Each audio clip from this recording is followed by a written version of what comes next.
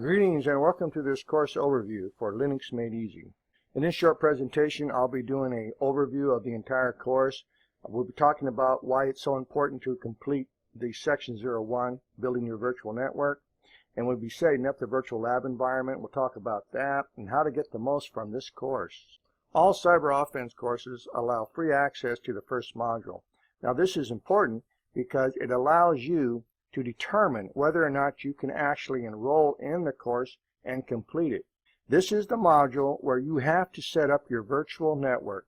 In this case, you'll need to create two virtual installs, one of Fedora client and the other a install of Fedora Server. Any lectures in this course are built into the labs themselves, but you must take it slow and steady if you're going to enroll in the course. You have to watch the videos and you have to read the lab from start to finish. I recommend that you read the lab in its entirety first, and then you go back and you complete it step by step, and do not skip through the labs. Skipping through the labs will cause the labs to fail, and we don't want that. Don't hesitate to contact or post a question if you have issues. I check my email 3-4 times a day, and oftentimes if I'm awake, I will see your message get posted, and I will respond to it almost in real time. Let's discuss more about this virtual network that we have to set up for the course. We require one virtual install of Fedora client, one virtual install of Fedora server. Also, you're going to need a machine, a host machine, with a minimum of at least 4 gigabytes of RAM, but 8 gigabytes of RAM is recommended.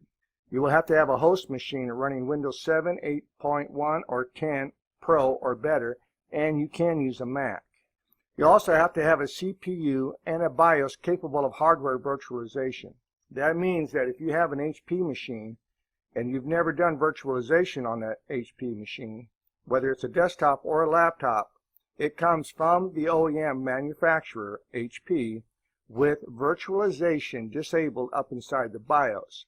I show you in the lab for the setup of your virtual network how to enable the virtualization up inside of the advanced settings for your BIOS. But you can also get that information by going to Google, typing in HP, the manufacturer of your laptop or desktop, followed by the version of that laptop or desktop. To create your virtual machines, you will need an emulation program such as VMware, VirtualBox, Hyper-V, or other. VMware Workstation comes in two different flavors. You have the for non-commercial use player itself, which is this one right here, and then you have the commercial version, which is now Workstation 14 Pro. This version here, the professional version, costs about $250. It also requires 64-bit hardware and processor to install on your machine.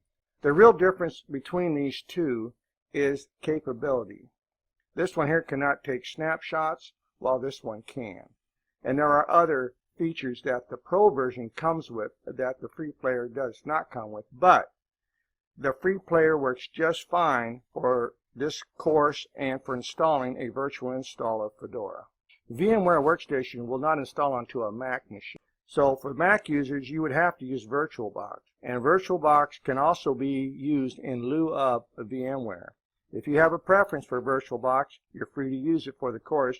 You're free to use any emulator that will work on your machine. This course is designed to make learning Linux as much fun as possible, so we don't have a lot of lectures except in the labs. But if you want to learn Linux, the only way you can do that is hands-on. So we make this course as much hands-on as possible. So you're going to work with Linux and not talk about it, not read about it, or listen about it. We're going to actually work with Linux in each one of these labs. In each one of these labs, you'll be doing something different. So if you're a network administrator and you've never used Linux, by the time you finish this course, you won't have any problem implementing a Linux machine onto your network.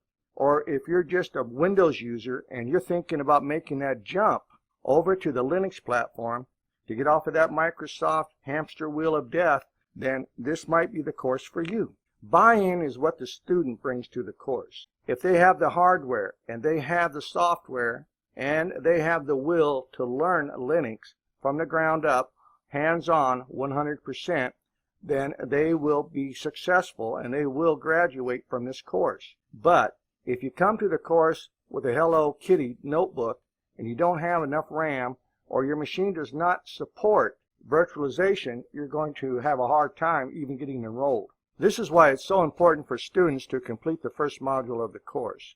If they can complete the first module of the course, they will have no problem completing the course.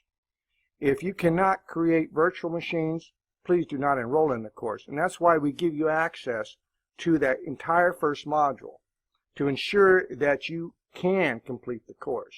If you have questions, or you have concerns, or you want to know more about the course, please do not hesitate to reach out and contact your instructor, Professor K. I'll be more than glad to answer any of your questions. Alright, that's all I got for you, and I hope to see you up inside of my course, and I hope to see you in my next video.